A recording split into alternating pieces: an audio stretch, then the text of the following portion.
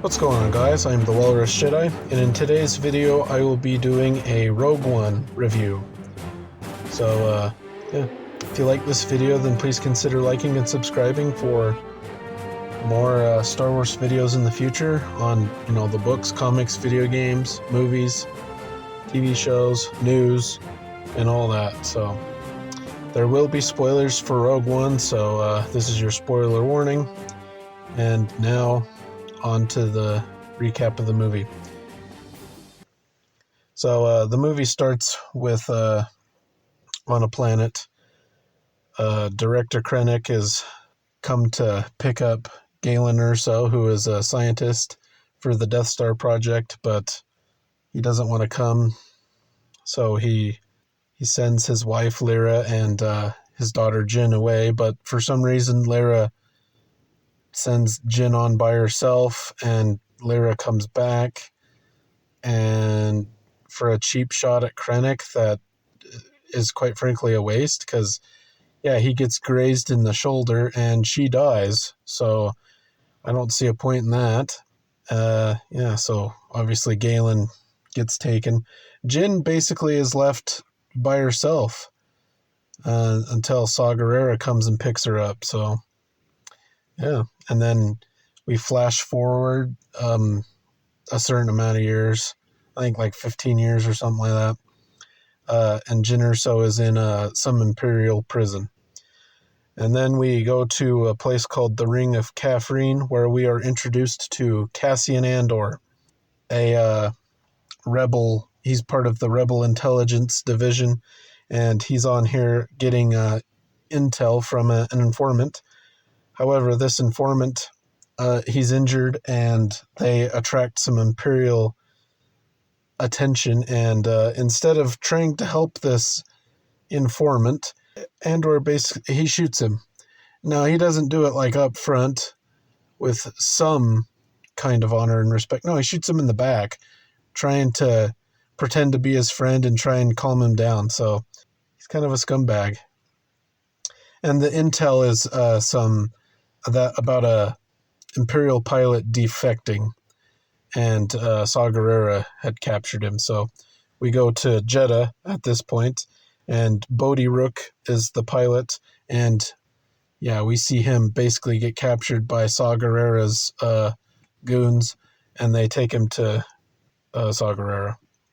We then go to a planet called Wolbani, where Jyn is freed by Andor and K2SO, because she'll be their way to get to Saw Gerrera.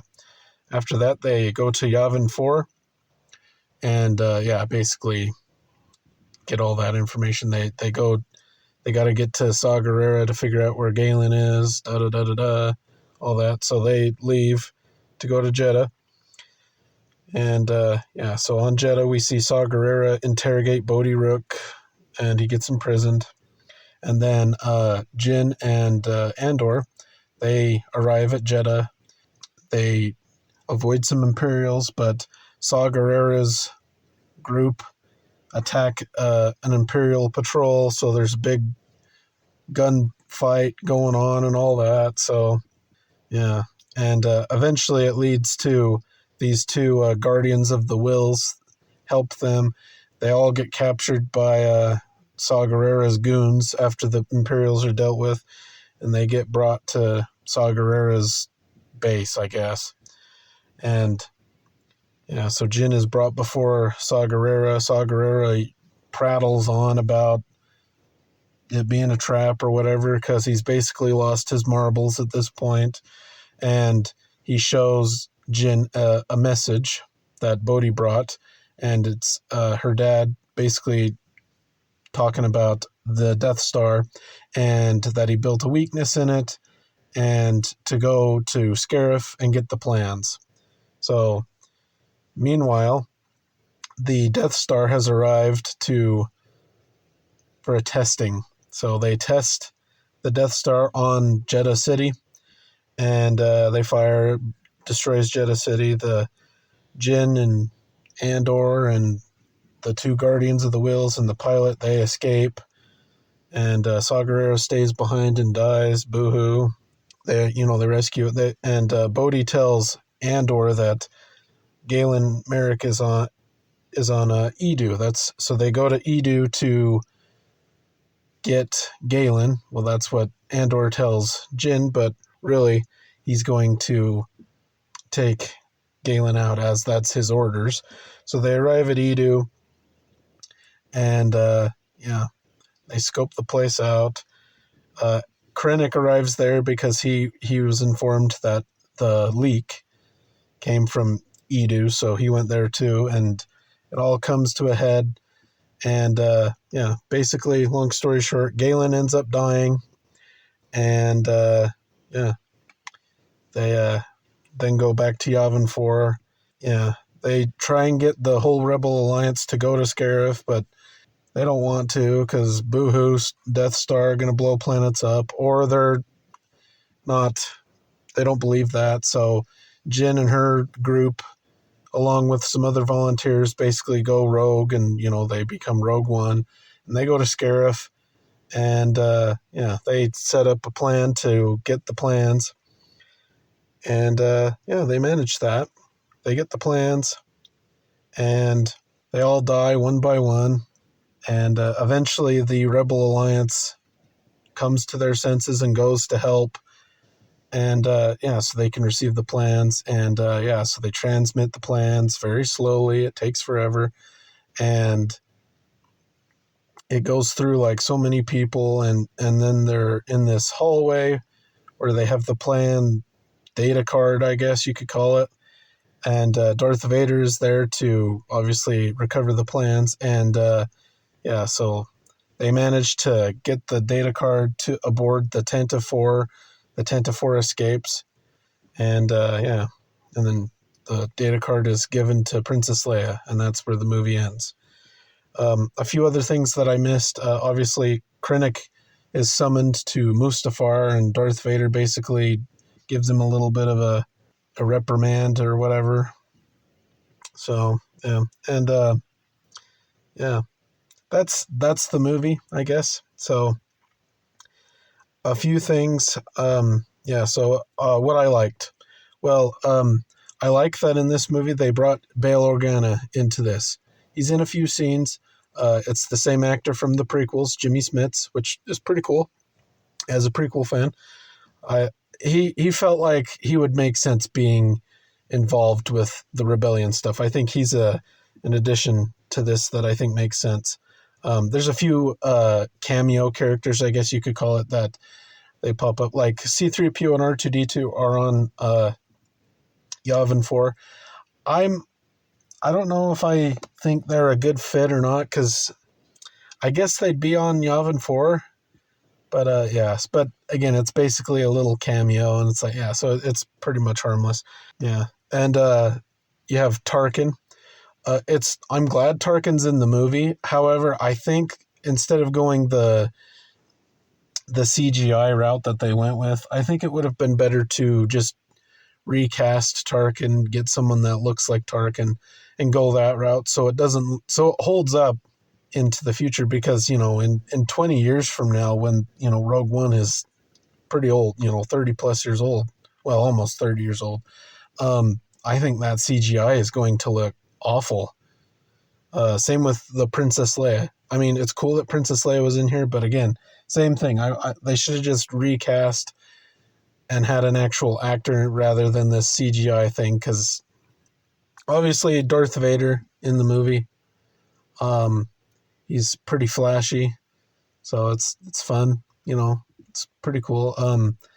In the hallway scene, I guess you could call it, he easily could have just forced the plans to his hand. Like, he's capable of that, and I don't know why that scene is cool, but it has issues because the guy that has the data card, he's more worried about saving himself. Because once you see Darth Vader coming, sorry, it sucks, but you gotta accept, okay, I'm dead, but let's get these plans going, instead of holding on to him forever, and literally he only hands them through when basically he's the last guard left. So yeah, a little bit of an issue there, but I enjoy the music for the most part in this movie. Obviously, the stuff by John Williams that they replay is awesome, but the new music by Michael Giacchino is is pretty good for the most part. There's a few little pieces that I'm not a big fan of, but for the most part, I think it's decent. It could be way worse, so there's that.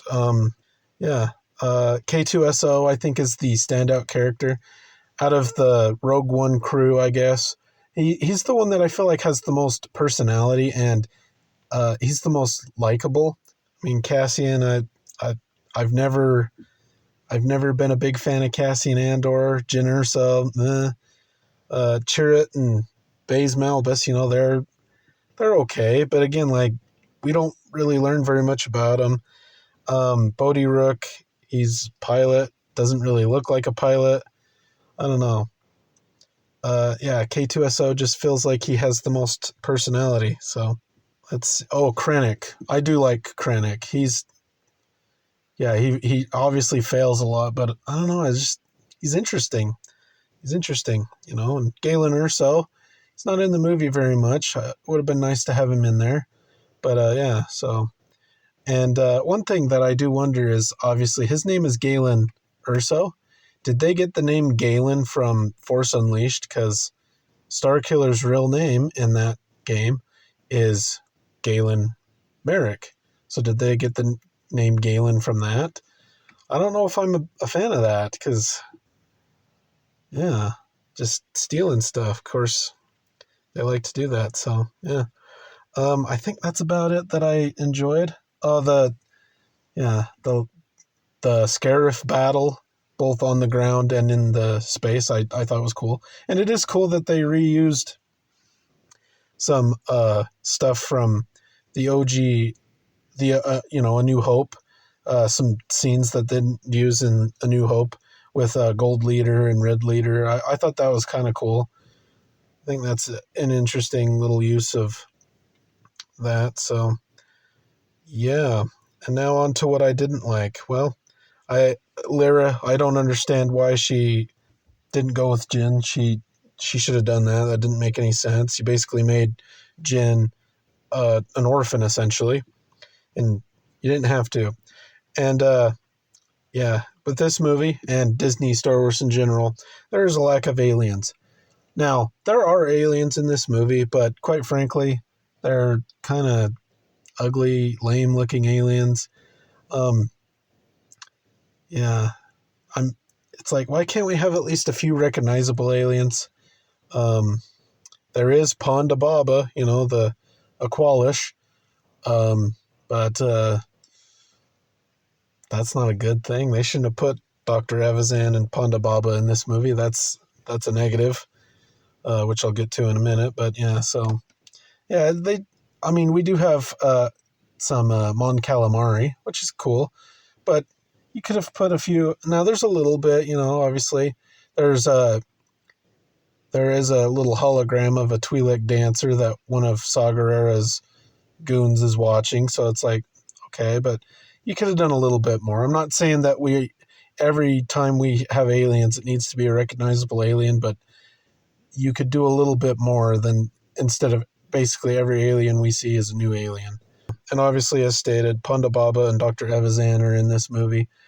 Um, I would delete that. I think you could delete that scene because it's like, why are they in there? It's not a scene that I think is very good. Jyn Erso, she's not that interesting of a character, and there is a scene on Jeddah where she's beating stormtroopers with a baton, and I could be wrong. I'm not an expert in weapons and stuff like that, but they're wearing armor. Can a baton really do that much damage to someone wearing armor? What's the point of stormtrooper armor then if it's basically trash? Of course, according to the Obi-Wan Kenobi show, you can literally just slap stormtroopers and they go down unconscious. So guess what, there's that. So yeah, I've seen this movie a handful of times, and I feel like each time I watch it, I like it less because it has some problems. It is not a perfect movie. Um, Yeah, I think the characters, the Rogue One crew are part of the problem because they don't really develop any of them enough to root for them. I mean, like each character basically gets a little tidbit, and then we have to move on to something else.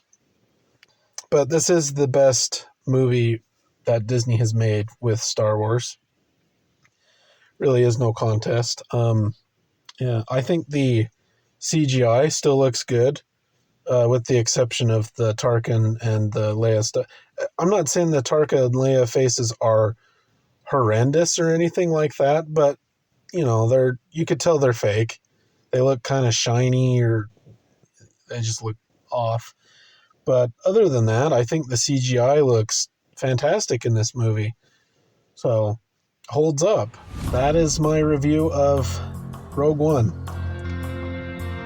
And yeah, so I guess I should rate it. Well, I'd probably give this movie, I'm going to give it a 6 out of 10. The ending is really good, but the first 2/3 of the movie are kind of weak, kind of boring, kind of all over the place. None of the Rogue One crew, I'm like, oh, I really like these characters. Again, K2SO is the only Rogue One character that I actually like, and would want more from. Now, we obviously got the Andor show, so yay, I guess. So, but that's irrelevant to this review. So, let me know your thoughts on Rogue One in the comment section down below. Do you like this movie? Do you agree that it is the best of the Disney Star Wars movies? Why or why not? Again, in the comment section down below. Don't forget to like and subscribe if you enjoyed this video. And until next time, thanks for watching.